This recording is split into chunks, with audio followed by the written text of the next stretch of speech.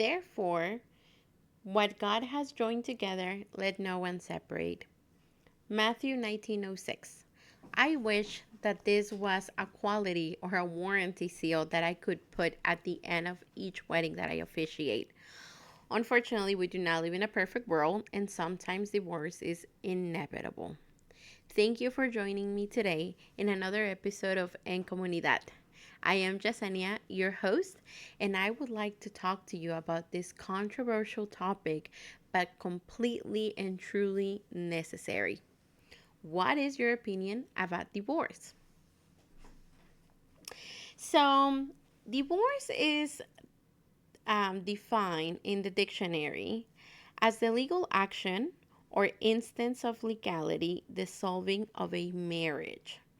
Now, what does the Bible says about that? I'm going to be talking to you once again about the teachings in the Catholic Church because that is the religion that I currently practice. And as we know, the church is against divorce, and it says that divorce is a rupture of a sacred union that goes against the divine plan. And while the church, I'm going to use, for lack of a better word, frowns upon divorce, but they really would prefer that nobody gets divorced.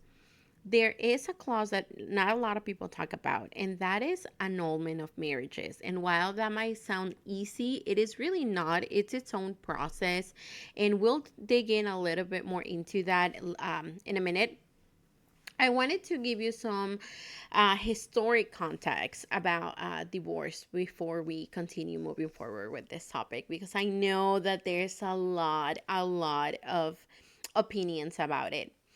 And I just want to let you know that divorce is not something that is new. It is something that has existed for a very long time. So, divorce is often viewed as something modern, but in reality, it is what it has existed for thousands of years. In ancient societies such as Mesopotamia, Greece, and Rome, divorce was legally recognized. In some cases, it was easier for men than women to initiate it, but the concept of itself was not unusual. Throughout history, the rules around divorce have changed depending on the culture, religion, and legal system at the time. In many places, especially in Europe and the Americas, during certain historical periods, divorce was restricted or heavily regulated, sometimes requiring proof of wrongdoing such as adultery or abandonment. Over time, laws evolved and many countries introduced what is known as no-fault divorces, where the couples can separate without needing to prove that the other person was at fault. Now, as we're seeing, this is a concept that it is not new. However, depending on our, and as we have progress in society, there are some things that are being frowned upon. And I just want us to understand that nobody is here to judge or to, give the absolute truth as to this is what we should be doing or this is not what we should be doing. Again, we're here to opening up those conversations. And I want to go back to what I talked about earlier, and that is the annulment process when it comes to the church. So one of the things for me that was amazing to realize, it was that um, there are certain requirements to get married through the Catholic Church, and one of them is you have to be baptized.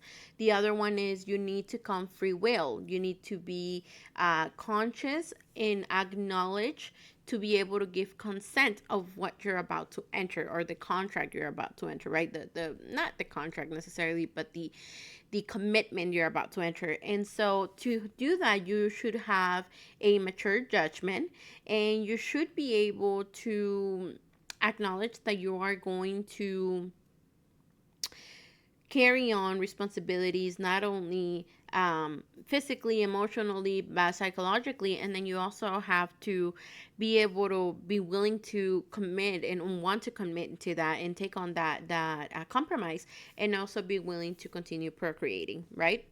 And that is very interesting because as we dig more into this, for me personally, as I've explained to you before, when I got together with my husband, I was only 18. And then when we got married, uh, civil wedding, I was 21. So my brain was not like even fully developed. So looking back, I don't feel as bad anymore as to not having not gotten married through the Catholic Church right away, because looking back, it is a likely chance that I didn't have the mental capacity to understand the compromise that I was about to get myself into, right? Um, and as I grow older and as I dig more into this, I realize that yes, there are so many other layers to that, right? And I just wish that we would talk more about this and we would prepare for marriage as if we were about to get a divorce. And the reason being is we wish that we last forever and there was a happily ever after, but unfortunately that's not always the case.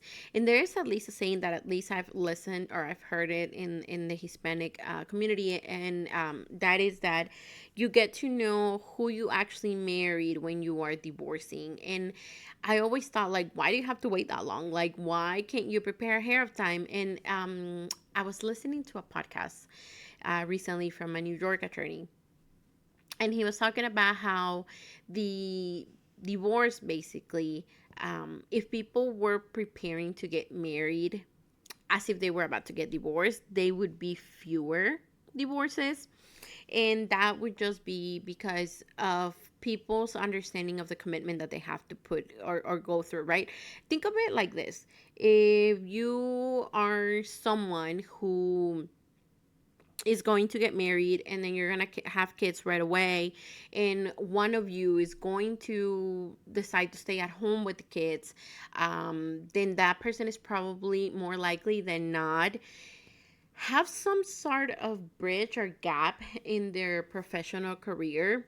So if you start thinking ahead of time, like, what's going to happen if things don't work out and you guys end up getting divorced, how are you guys, or how are you going to do about going back to work and filling out those gaps, I'm sorry. So then that's when I think the other person would be more inclined to propose other things, perhaps, like maybe I'm not going to be full-time home at home, or maybe I'm just going to be half-time and we can get a nanny, or things like that. Like, you can think of other compromises.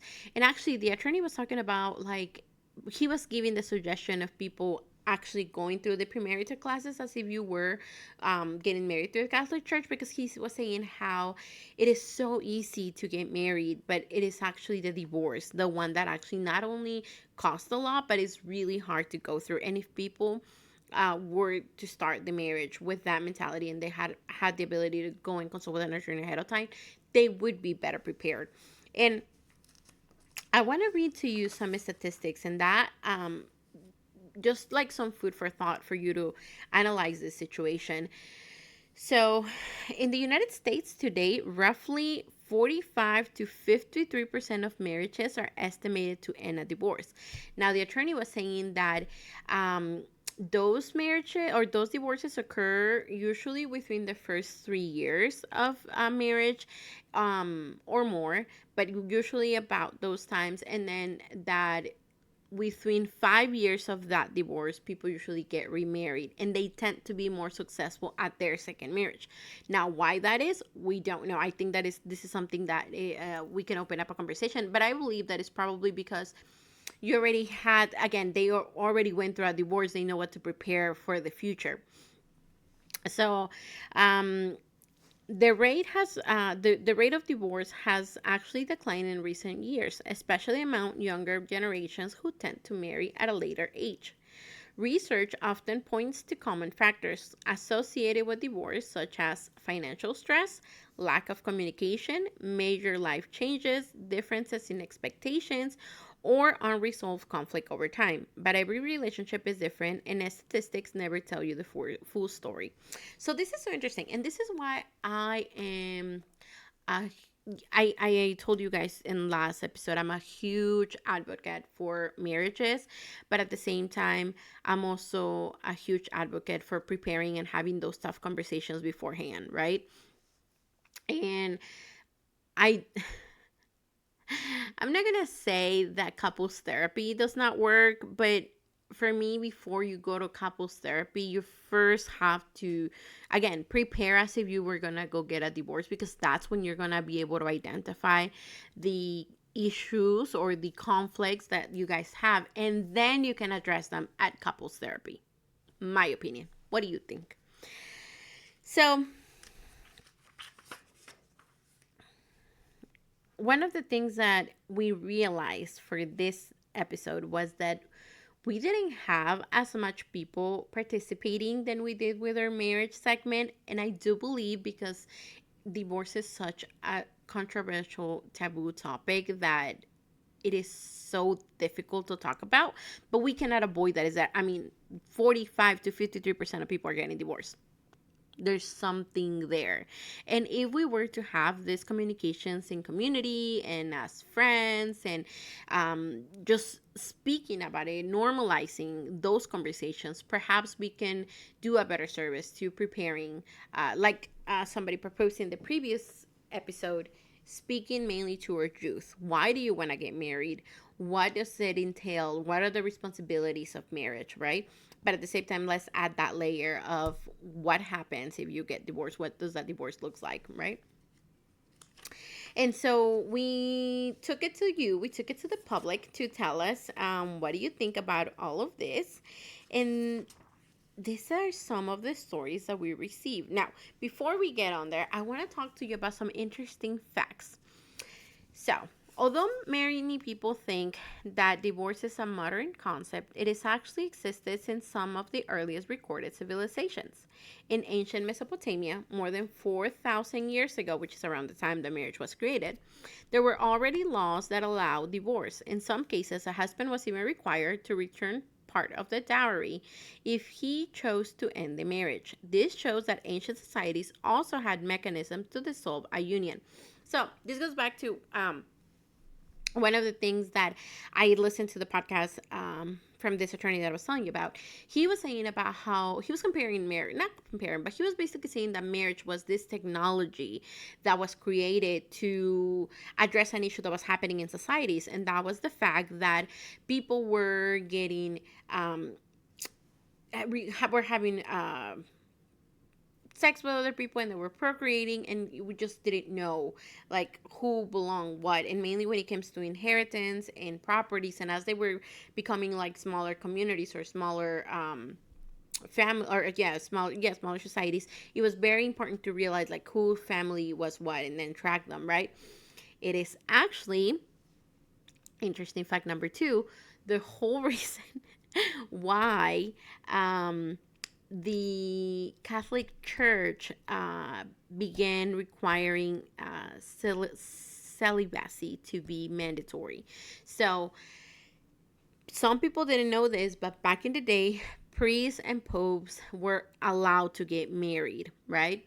They still would prefer that they did not, so they could commit fully to the church. But in some cases, they were allowed. However, the church started realizing that there were going to be some problems, mainly when it came to like dividing like inheritance, or they were concerned that this was start going to become as a nepotism type of thing, or that, the loss of the church was going to lose their wealth because they were going to have to take care of the priest or the pope's descendants, right? And so that is actually the reason. Don't pick me, I'm just a messenger. You can look it up. If you don't believe me, go, see a priest, or educate yourself. Go to Google, pull out some forms or pull out some articles, and make sure that you see it. So, and the funny thing is that when they decided that they were going to make that, celibacy a mandatory practice, they issue a mandatory discipline, right? Which means that it is not a doctrine, okay? Meaning it's not a law. So they kind of gave what it was more of an executive action. So this means that at any point, the Pope, should he want to, he can choose to go back and allow marriages. Now, will he not? I don't know. Who knows, right? And I know some people are, we're so used to that we don't question it anymore, that we're like, no, we're better off this way. I would tell you personally, I did like um to be able to speak to a priest or to a father that was already married, because I felt that they understood me better. So the church where we're currently going to, when I first joined, and this was, it feels like everything lined up because it was during that time when I was still like navigating going back to my faith. And the priest actually was married. And that was a surprise to me because I'm like, it's a Catholic church. Like, what do you mean he's married? And then I learned that there's certain decons. I might be mispronouncing it, but certain deacons or certain priests that if they converted and they were previously married, they will still acknowledge like that former marriage, and they're not gonna make them get a divorce, right? Again, because they don't really like that. So this priest, if I remember correctly, he was a Protestant, and then he became a Roman. I'm not sure what it was, to be honest with you. I'm not gonna lie to you. We're not gonna make some gossip here, but he was one of those things. And so when he converted, they allow him to keep his marriage. And he was not there for very long after I joined, because unfortunately his wife had cancer and ultimately she passed away. But during the few times that I was able to talk to him, and when I was able to interact with him, I really felt like he gave me some really, really good advice. And I did feel more at ease or more at comfort to know that it came from someone that was experiencing or had gone through kind of like where things that I have gone through, right? Because he understood where I was coming from. He was married, and I don't know, it just felt like a deeper connection, right?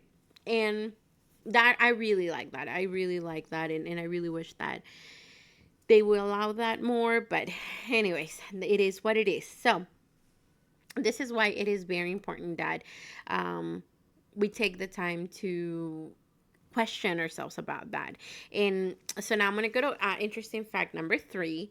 And divorce used to be a very difficult process to do. So for many centuries, especially in Europe and the Americas, getting a divorce was extremely difficult. In some places, it was only allowed if a serious fault could be proven, such as adultery, abandonment, or violence. It wasn't until the 20th century that many countries began adopting the no fault divorce laws, like we said in the United States, meaning a couple could legally divorce simply because the relationship was no longer working. This changed completely and transformed how societies view marriages and divorce.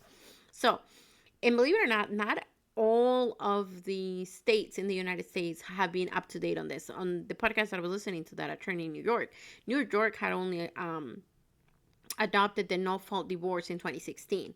And I'm not an attorney, so don't quote me. Go consult with your own attorney. I'm only speaking through experience, but at least in Ohio, and from what I've been through, Ohio has a no fault divorce. And the good thing with that is that you don't need the consent of the other party, but you still are required to notify them, to let them know, and they're allowed to come the to the hearing and kind of like tell their side of the story. But having the consent is not a requirement to get that divorce. So that's something to keep in mind. So divorce has changed across generation. For decades, people often repeated the idea that half of marriages end in divorce. However, the reality today is more complex. In the United States, divorce rates have actually declined in recent years. Researchers suggest several possible reasons. One, people are getting married later in life, which again, their brain is more fully developed. Many couples live together before marrying, and some people choose not to marry at all. That makes sense. So this shows how relationship dynamics continue to evolve over time. So then going back to what I was telling you about the annulment of the marriage in the Catholic Church. Again, this is a difficult process, but it's still possible. And that is because if you, we already went through the requirements to that. You have to be baptized, you have to have that consent and that free will. But also, you gotta understand that there's times when people were not at capacity, like maybe there was a pregnancy and they full force, or maybe they truly didn't have any intentions of having kids, but they said yes and then they changed their mind, you know?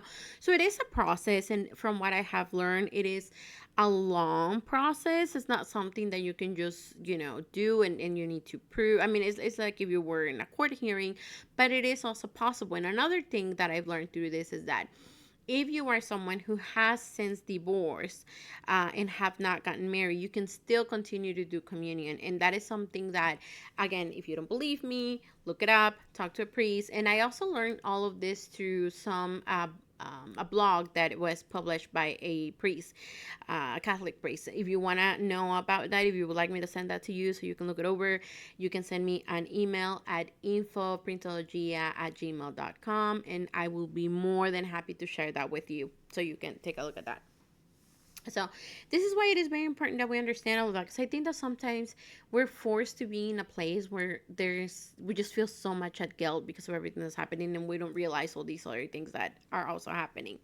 And this is why I want to turn it out over to what you guys, the community, had to say about this. So as you remember, we made 3 questions. So one of the questions was, why do you believe people get a divorce? Someone said to cut ties. Someone else says, the majority of the time, it is clear that there are conflicts or abuse between the couple. Unfortunately, it takes a while to make a decision and ultimately accept it. But most importantly, it takes a longer time to go through the process, the legal process, to officially end the marriage, because it is a long process. Completely understand. Yes, totally. And that's what I was thinking. I think that sometimes the red flags are there, but we just choose to ignore them. Like, it's like, if I ignore them long enough, they're going to go away. Somebody else said sometimes because of medical reasons and insurance, other times because a person wants to explore what the world can offer. Why can you guys explore it together? I mean, unless they're wanting to go and, date someone else, then why can you guys explore together? Like, if that person wants to continue working. And that I have seen that. I've seen that there are couples that are like, no, I want you to always be a stay-at-home mom, or no, I always want you to be the provider. And then that could be a reason. But if we had a little bit more tolerance, or we were able to, again, like we said in the beginning, prepare as if you were going to get a divorce, you would know a little bit more where you're heading. So is it best to legally get a divorce or to just separate? If you have never been married, but you have since been in a relationship and separated, do you regret not getting married? So somebody here said that they had been in a long committed relationship for a long time, ultimately ended up not working out, and they do not regret not getting married. Okay, I'm assuming probably because like that separation was already taking a toll as it was, and then imagine going through that divorce. I completely understand that. So someone said there's a lot of reasons why someone might choose to do this, mainly when it comes to assets, children, and to cut ties. That's why, in my opinion, it is important that you do it through a legal process. Now, I'm going to tell you guys a story. My parents have never gotten divorced, and that does not mean that they continue to live together, or have a relationship. What happened is that there is a financial topic, and if my parents were to get a divorce right now, my older sister would inherit a huge amount of money, and I don't think that my dad wants to go through that. However, in the other hand, my mom has been deeply hurt as she's unable to do a lot of paperwork because she's still married and requires his signature. Yeah, so maybe this couple lives either in a state or in a country where the no fault, it doesn't exist, and they still have to justify that divorce, and maybe that's why it has been really hard for them, or difficult for them to file for divorce. Somebody else says legally it's best to get a divorce and then please let the other person live. Completely, yes. So yes, to a point, yes. Let's do that, and then also let's be there and help out each other. Just because, and mainly if you have kids, like just because the relationship ended doesn't mean that like the family ended. If anything, it probably transformed or evolved, right? So be nice to your other parent or to your other yeah, to the other parent. So if you know that this person started to date again, it would be so, like in a perfect world, I wish that they would be able to help and support each other. Like perhaps if it's the woman that is going on a date, it would be nice if somebody else knew where she was, and what better than you, right? The father of the kids. So it would be nice that you kind of know where she's at, who he's with, and not because you're gonna go in like do a mess or cause any scene, but again, just so somebody else related or close to the family can still be there for them, and vice versa. Like maybe it's the male that is wanting to date, but it's the weekend that he's supposed to have the kids. Maybe the other parent is willing to be more flexible and be like, okay, I'll keep the kids and let's switch, because who everybody knows that dating late in age is very difficult, mainly when you have commitments and things like that. So, and I know that some people are gonna be like, no, but then like his main priority should be kids, not finding someone else. And it's like, yes, to an extent, because eventually the kids are gonna live. So leave. So what is the other person supposed to do? Just be there, and stay there forever? Like, this is the reason why so many parents have a difficult time letting go of their kids when they're older and they go and get married. Like, that's a topic of it in itself, and I would love to have discussion about that. I am very lucky and very, very blessed to have an amazing mother-in-law that, if anything, she's always helping me and supporting me. And my mom barely comes around, so but I have heard horror stories from other people, so I would love to talk about that probably in another time. So one of the other things that we ask is, when do you know that it's the right time to get a divorce or to separate? Somebody said because they are on opposite on opposite sides and they want something totally different than the other. Yes. So this is why it's important that you continue to do a check-in. So it's good to like be like when you start the marriage, you have those tough conversations, and I have heard people said like, I kind of don't want to do it because I don't want to look too intense, or but it's like, if you don't do it now, when, right? And it's so important that you do not only those, like, first of all, check as to what you want, your values, your commitments, what you want, what you don't want, what you're willing to do, what you're not willing to do, your boundaries. And then how does that look like together, and the compromises that you're willing to do. And then even while you're in a marriage, like every so often, check in with each other. Like, from my experience, I can tell you that one thing that me and my husband did amazing, it was having those tough conversations, mainly when it came to parenting, right? We might have missed some conversations about marriage. But we definitely had a huge conversation about parenting, and how was parenting gonna look like, and what religion were they gonna practice, and the lifestyle, and the school that we're gonna go to, and what would happen if we separated, and what we were gonna do about holidays, and what we were gonna do about birthdays, and what about other significant others, and who could come around, and electronics. So we had all of those conversations, and we felt we were very prepared. And even then, we failed to make room or acknowledge the fact that our kids could either have an educational need or medical condition. And surprise to us, our oldest son ended up having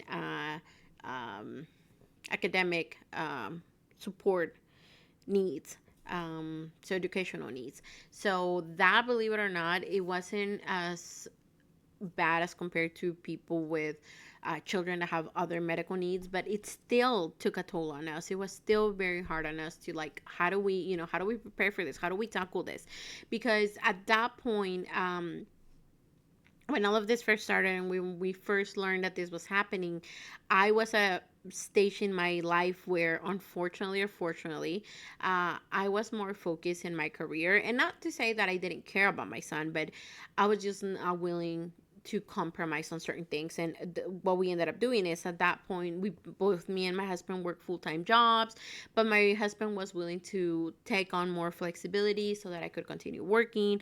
And at that time is what works best for us, because like the financial situation, that just what the arrangement that worked best. And what we did is he would have to take my son to doctor's appointment, tutors, counselors, all these things, and help with homework and check backpacks and do those things. And I was mainly more of like coordinating and setting up appointments, and doing more of the communication with teachers, communication with the doctors. And that's just kind of how we tackled, right? It's not always like that. Like, now we have learned, thank God. And so since then, we do things differently. Now we plan in the beginning of the school year, the middle of school year, and at the end of school year, like how we're gonna tackle that. And that is also based on like the strengths that we have at that time and who is doing what and the availabilities of each other. And I think that has helped that we continue being on this path. But there are times when we're not seeing each other eye to eye, and we have to make certain compromise to make it work, right? So someone says, I believe that this is the most difficult thing to do, because when you're married, you're expecting 100%. Making a marriage work takes a lot of time, and it is very difficult. It requires constant work. However, when it is obvious that the parties are not working towards the same goal, it is probably best to just separate. We should accept it, as painful as it is, and turn the page. Yeah, so I was looking at, sometimes I'm doom scrolling because sometimes I'm just tired. And recently I was doom scrolling through Instagram, and I don't know if it's the algorithm or because I was preparing for this episode, but I saw a post, and whoever wants me to share it, send me a message at Printologia, and I'll be happy to share it with you. That's the handle, Printologia, and I'll send it to you. And I'm not gonna tell you exactly what it says word for word because I don't remember, but I'm gonna like give you like a quick summary. So it was the grandson and the grandpa, and the grandson was asking the grandpa what was the key to a successful marriage and how come he was still, married. He was still in love with the same woman. And so grandpa looked at the grandson and looked at grandma that was in the kitchen, and then looked back at grandson, and he said, I am no longer married to the same person. The Your grandma's not the same person, the same woman that I married 60 years ago, or however long ago they had been together.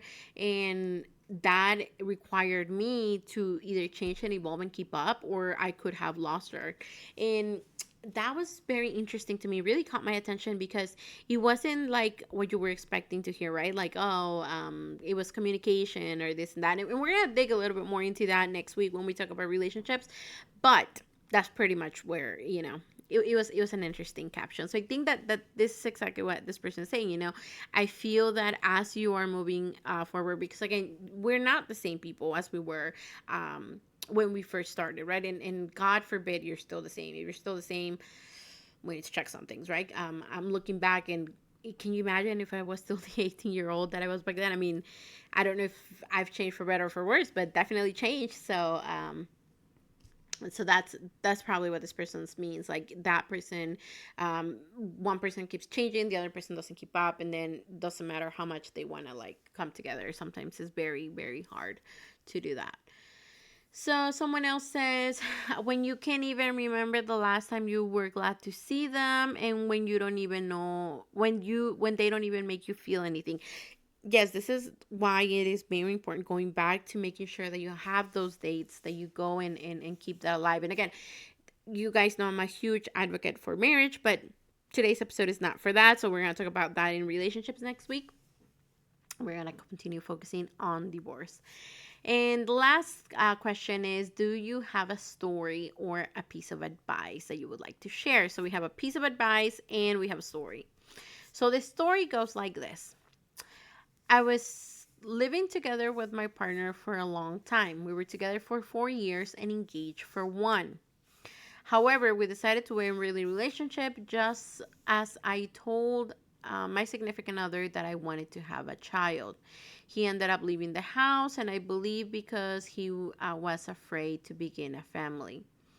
Totally fair. Totally fair. So this is also a tough conversation. Like, I don't know, it doesn't tell us much, but I don't know if the other significant other, like, maybe in the beginning knew since the beginning that they didn't want kids, or they were just like, okay, maybe, and I'm just gonna tell you yes, you can move in with me, and then we'll find out. Or maybe he completely did want it, and then realized like, no, never mind, and after realizing the compromise, I don't want to do it, and then was willing to say I don't want this, and the other person was willing to say then I'm not willing to give up on this, and they were go separate ways, right? It doesn't tell us if they talk about this in the beginning of the relationship, but again, it's so hard to know. But this is another reason why you prepare for those things and see what commitments you're willing to make to one another, right? So the piece of advice says, if you are a parent, please stop staying together for the kids. I completely agree. And this is a topic of it in itself. Again, I would love to talk about this later on because I have a lot to say. But just like the kids know or feel that they can be at fault for a divorce of a parent, they can also feel at fault and guilty for parents continue living each other, if they're just continue hating, and you cannot see, like, you cannot imagine all the damage that you cause. So yeah, completely agree. I think the kids would rather see you guys separate but together and still working things together than being together with you guys every day and then just seeing you guys fight like cat and dog. So I completely get it. So now on to our Reddit stories, right? So we went to two separate forums. One of them says, if divorce is so easy, then what's the purpose of marriage?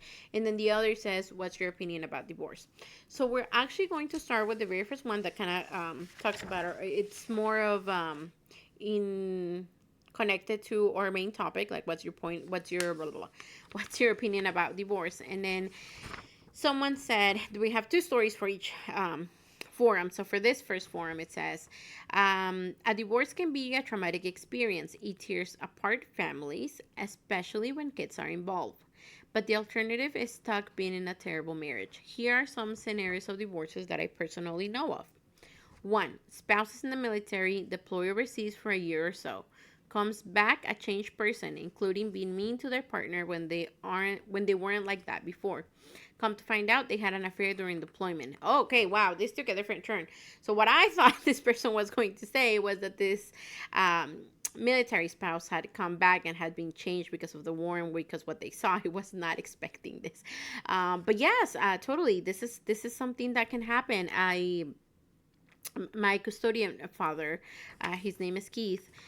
He was in the military, and he would talk to us about like things that they would saw a war. So it is completely understandable that when military personnel comes back, it is very hard for them to adapt to certain things or certain lives, and sometimes that can trigger some things to not being able to live in a relationship anymore.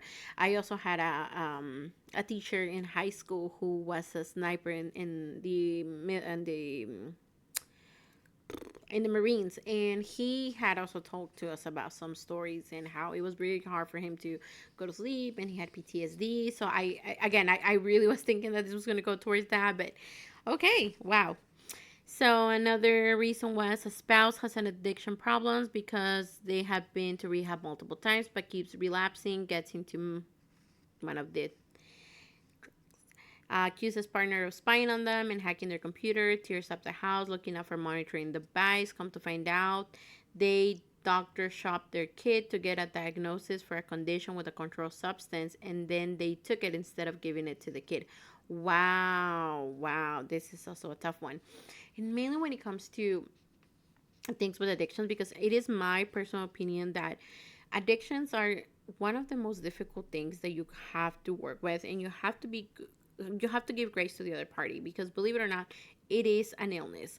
And I know that I'm gonna have people here attacking me and say like, no, this is their own choice, their own opinion, their own ability. Yes, maybe perhaps in the beginning when they started, yes, but if they have used it for such a prolonged time, it comes to a time when they're impaired and they cannot make conscious decisions. So the best thing to do is support them, and there are also times when it's very hard to support them. So I mean, this is not a right or wrong answer, but what I'm saying is we need to give grace to people who are dealing with addictions, definitely.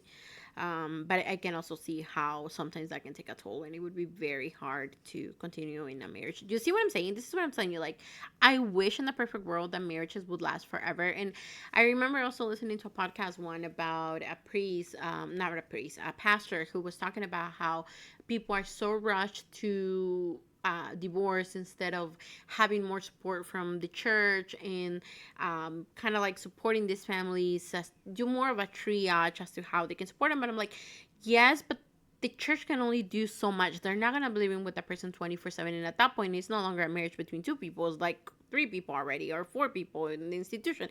And it's just too much. So this is why this is a personal choice. And yeah, we we are not living in their shoes, and we have to let them do whatever they need to do to be happy.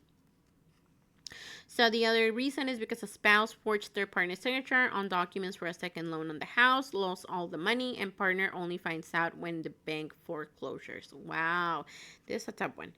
Yes, you should get to know someone very well before marriage, but there is no way 100% guarantee that they won't do something completely shitty later in life. Completely agree. Yes. So somebody else says divorce is a natural consequence of marriage. The meaning of divorce depends on what the marriage meant to each of the people involved. Most people I've talked to have no clue what marriage means to them, with almost zero agreement with their marriage partners about what the marriage really means. Most people are not even aware of the legal traps until they're actually faced with the legal consequences of either marriage or divorce. So, is divorce simply a really bad legal arrangement, or does it have a greater meaning? If it has a greater meaning, then what is the meaning? And if you make any commitments beyond the legal ones, are you willing to stick to those commitments for better or for worse? I don't know. Are you? For most people, marriages has no real meaning, and they shouldn't involve themselves with the legal aspects because of how much damage the legal system does to families. For some people, marriage has deep meaning well beyond the legal, and they make deep commitments. They honor their entire lives. I find these people to be the most interesting people to talk to. Interesting. So, I'm not going to go too much into this because it also talks about relationships. This is something that we're going to discuss next week.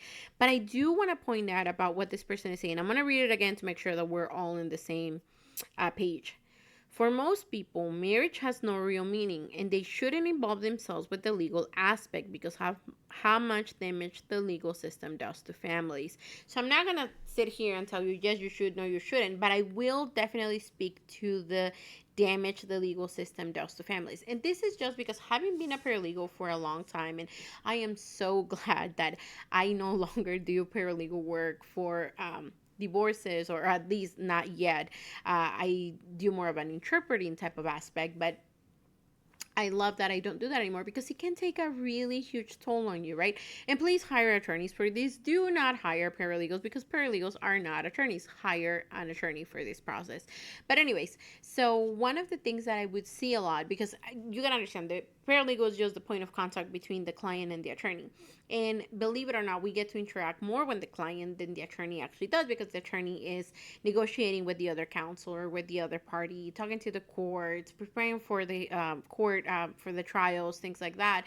So when you are that middleman, you get to have more connection with the client. And one of the things that I would hear often, it was kind of like they would tell me that they would feel that the attorney was doing too much, or that they were making things worse, without realizing that the attorney was doing exactly what you hired them to do, to protect and cover all pages, but at the same time to make sure that they were defending you, or looking out after your interests.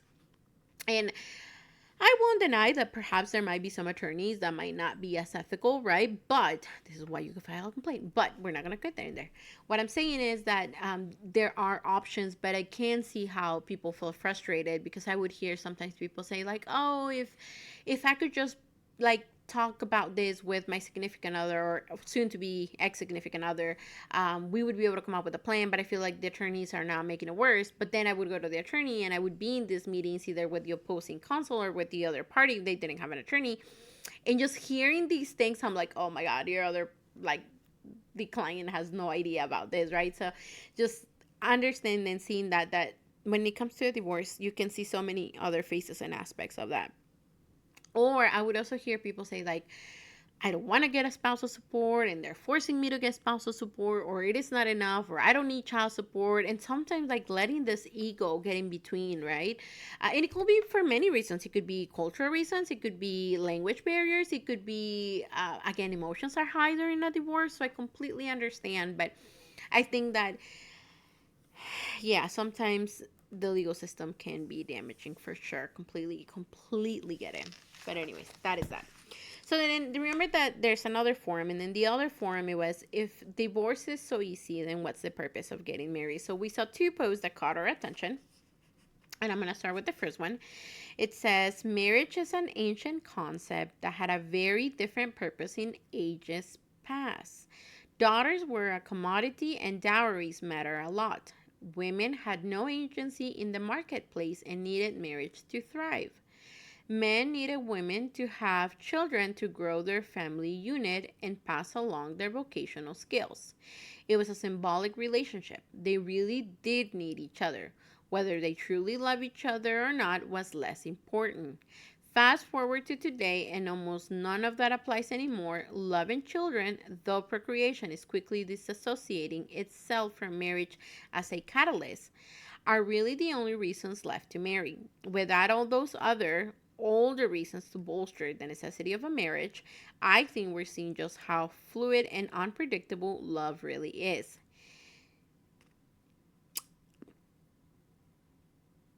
We're just going to leave it at that because that talks a lot about relationships. And again, we're going to talk about that next week. So we'll circle back to this one. So the other post says this, so much this. When my now ex-husband and I were dating, I really didn't know if I believe in marriage. I am a highly analytical, logical person who does not typically make decisions based purely on emotions. And a lot of the practicalities of marriage, while exist still in some part, are also all the things that can be contracted around. Although you are correct with the familiarity of the legal framework makes things easier sometimes. After a year of processing why people got married, I was eventually able to at least understand the symbolism of it, even if I didn't think that it mattered to me. So I decided, yes, I would get married. And then I got divorced. In the early days, I was pretty sour on marriage. It was his decision to end the marriage, and I was mad at him that I felt like I let him convince me to get married when ultimately it meant nothing to him, any different from any relationship. I got over the feeling and got to a point pretty quickly where I realized I was done with him, ready to move on and file the paperwork myself. Then I turned to the question of who I was and what my values were. I had been in this sub throughout, and I found myself internally cringing, rejecting those posts that express bitterness or resentment towards marriage. I paid attention to that feeling, wondering why I was having such a visceral reaction. And then I wondered what to do with my wedding ring. And turned out I found I missed the symbolism of marriage most of all. Everything you said about the labels, the rings, is only after they are gone that I was able to see that it mattered to me. Whether society should treat marriages different from other long term relationships maybe shouldn't matter, but it does. I like the reminders of commitment. The last thing I was able to understand when I got married was the first thing I thought of when asking myself this question. So, my conclusion 6 months after my marriage ended: it is not the institution I was sour on, it was the person I married. In other words, I bought a lemon. But like a lemon card doesn't make you swear off all cards, I am not a person who swear off all marriage. Just the opposite. In fact, for all the reasons you are very eloquently stated, and I'm very lucky to have found someone new for whom I share all these thoughts, with and without fear, because I now know who I am and what I want, and with whom I see the possibility of a real future with. Never thought that's where I would be, but life is strange like that, I suppose. Oh, this is so cute. Yeah, so many times that's what happens. Maybe this person is gonna be like that one in the percentage where their second marriage is gonna be so much more successful now because she really knows each other. I wish there was a follow up to this. This is from a forum from like 5 years ago, so I don't know if I can find an update, but I'll keep you guys updated. But yes, this is very nice, and this is very, yeah, I don't have a lot to add to this. So, anyways, Jasenia, what does all of this has to do with Printologia? You just said you're not an attorney, you don't give advice, so why are you asking about divorce? It is a very simple answer because one of the services that we provide at Printologia is officiating weddings. And in order for me to officiate a wedding, the couple has to bring to me their marriage license. And in order for them to get their marriage license, they have to submit an application. And in that application, there is a question. Have you ever been married before? And if you have, how did that marriage ended? It could be annulment, it could be legal annulment, it could be divorce, it could be dissolution, it could be death, right? There's so many reasons. So that's why it is very important that you answer truthfully. And it is so amazing to see how many people are like, well, I have been separated from my former partner for such a long time now. That doesn't count. Or maybe I was at a place where common law marriage was recognized, but it's not recognized here. So I am no longer married. Or maybe I married in another country, but now I live here, so that marriage is not recognized. No, this is why I always ask people, have you ever been married anywhere in the world? Because believe it or not, there are some places where if the place recognizes common law marriage, then the other place recognizes it too. Okay. And there are some places where they give you like a certificate where that common law marriage is recorded. So that's why it is very important. And there's other things like I know in places like Europe or France, and this is a new concept that I'm learning. I didn't know. There's something where you're not really married, but it is. I forgot the word. I had it in here and I forgot. And I didn't write it because I was like, I'm going to remember it, but I didn't. Anyways, if you know what it is, tell me in the comments. But there's so many other processes, right? And this is why it is so important that you do that. So I remember perfectly that there was this guy who wanted to get married, and I was asking them these questions, and he was like, oh, well, yeah, like I was married, but I haven't been with my significant other or my former significant other for over 15 years, and like I don't know anything about that, so like I'm divorced. Like in my home country, that's considered a divorce. And I was like, okay, but do you have anything from your home country stating that, right? I remember telling him that, and he just answered like, no, I don't. And I was like, okay, well. And then as the more I dig into it, I realized that the new partner was not aware of that. And so I was like, okay, I'm gonna let you guys talk about that on your own, and then when you guys are ready, you can come back and we can carry on and continue. I'm not gonna be the bearer of bad news, right? But that's something that can totally happen. And if you are not truthful and you don't say those things, not only do you run the risk of being found guilty of committing polygamy, which is illegal, but also it could make, and most importantly, it could make your current marriage invalid, right? Because you were not free to marry somebody else. Remember the definition we read before? So anyways, people, this is basically why I sometimes talk about divorce during the services that I provide because of officiating weddings. So next week, we're going to continue the conversations of love, weddings, and relationships by tackling another controversial but not taboo topic, and that is relationships. So if you want to give me your opinion, go to Facebook. We have already posted the link. And then if you go on YouTube, there is a community post where we post things, and and that is where we have posted this week's question. So make sure you give us your opinion. Remember that everything is anonymous. Google might ask for your email just to give you access to the form, but we do not track emails. We do not know where they come from. So I hope to see you next week, and I am so happy that you joined me today. Have a good weekend. Bye bye.